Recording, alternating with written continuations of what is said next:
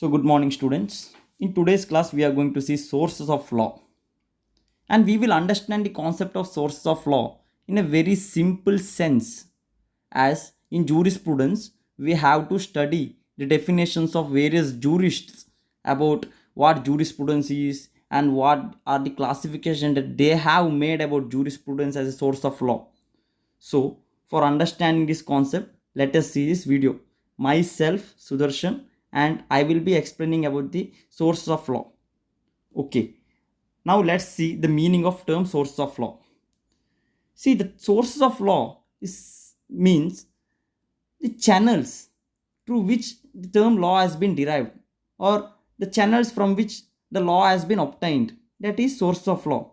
So let us say the opinion of a famous jurist Fuller in his Anatomy of Law, the book which I have written, the Anatomy of Law, says that judges are the one who makes law. This is his own opinion about the sources of law. So through this chapter, we will see various opinions of other jurists, what they believe law is to be. See, Salmond, one of the famous jurists, have classified sources of law into two types, which is formal and material sources. Under material sources, he have classified it into historical sources, legal sources. Under legal sources, he have further classified into four, which is legislation, precedent, customary law, and conventions. Okay, these are the classification of sources of law according to Salmond. Okay, students listen. These are the classification according to various jurists. There are generally three sources which are deemed to be as a three sources of law, which are custom as a source of law, legislation as a source of law, and precedent as a source of law. Through this video, we will see custom as a source of law. What is custom? How custom is treated as a source of law. So if a question comes, what is source of law? Should write what is source of law. Secondly, you write the classification of Salmond of sources of law. If you want, you can write the classification of Austin's classification. You can take screenshot about the Austin's classification here, what Austin has said about the sources of law. Next one is Ketten's classification. As you can see, you can take a screenshot and look onto the Ketten's classification. Okay. Now we can see custom as a source of law. In general sense, three types of classification of sources of law, which are customs, legislation, and precedent, as I said. So let's look at the custom as a source of law.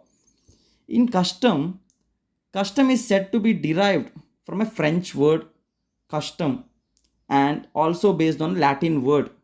In Hindi, custom is known as reet or rasam or rivaj. See, custom enjoys a very important place in legal system. As we know, custom enjoys a very important place in legal system. This is about introduction of custom.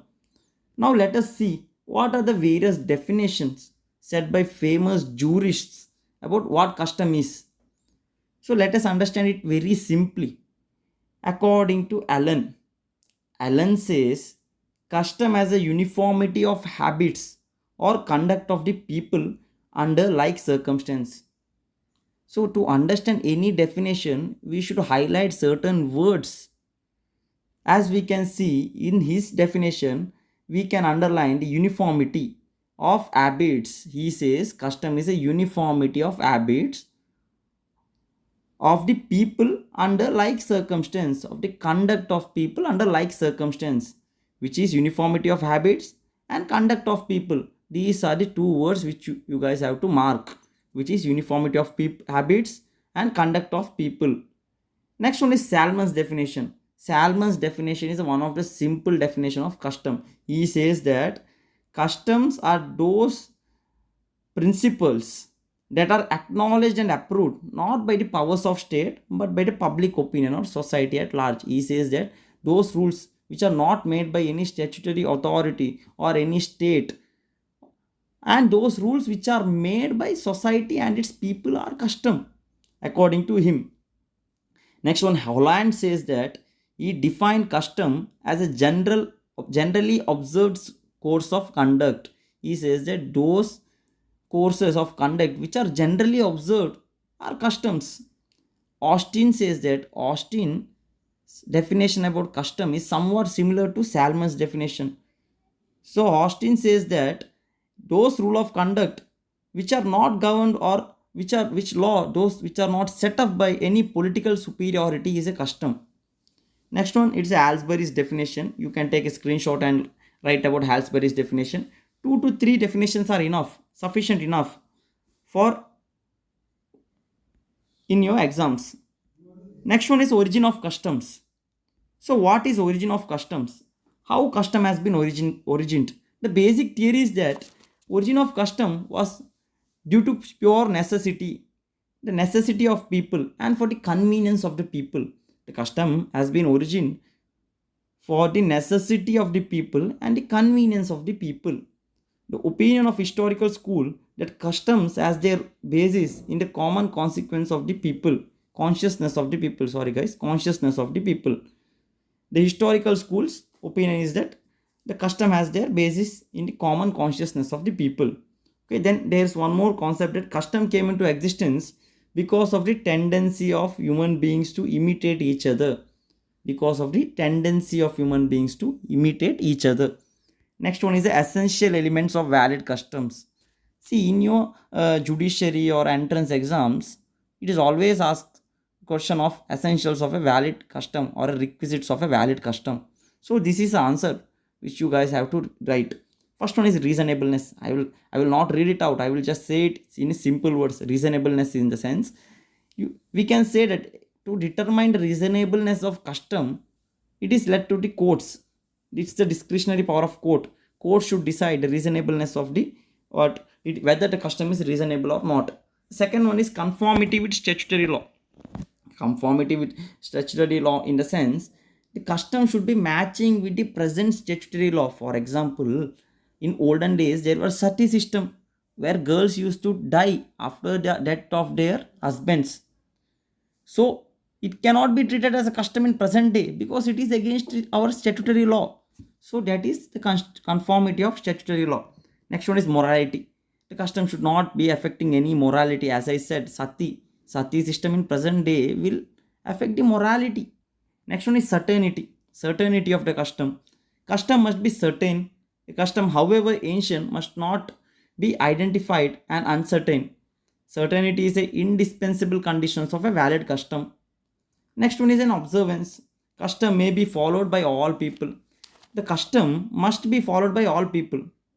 That's one of the requisites of the valid customs. Next one is continuity. In order to recognize as a custom, there must be continuity in its nature.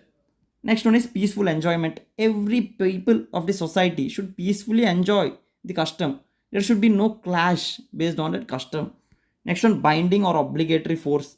Blackstone stated that a custom must be supported by the opinio necessities. The public which is affected by the usage must treat it as a obligatory and not fault or facultative one. Next one is the public policy. A valid custom should not be opposed to public policy. In this sense, public policy implies the principles on which the social laws are based. Okay.